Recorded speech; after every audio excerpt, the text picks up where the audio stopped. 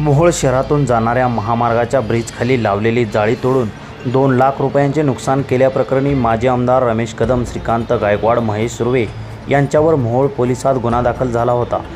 गुरुवारी दिनांक 1 ऑगस्ट रोजी मोहोळ न्यायालयाने त्यांना निर्दोष मुक्तता केली आहे। मोहोळ शहरातून जाणाऱ्या छत्रपती शिवाजी महाराज चौकासमोरील ब्रिजखाली लावलेली लोखंडी जाळी जेसीबीच्या साहाय्याने दिनांक 28 जून 2015 रोजी तोडल्याची फिर्याद माजी आमदार रमेश कदम, श्रीकांत गायकवाड, महेश सुर्वे यांच्या विरोधात मोहोळ पोलिसात दाखल झाली होती।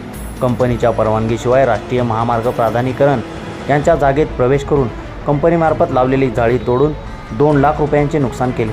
सदर जेसीबी चालकास मोहोळचे आमदार रमेश कदम व श्रीकांत गायकवाड यांनी जाळी काढण्यास सांगितले। जाळी काढत असताना ते त्या ठिकाणी हजर होते, त्यांच्या सदरच्या गुन्ह्यात सहभाग होता अशा आशयाची फिर्याद मोहोळ पोलीस ठाण्यात दाखल झाली होती। सरकार पक्षातर्फे 9 साक्षीदार तपासण्यात आले।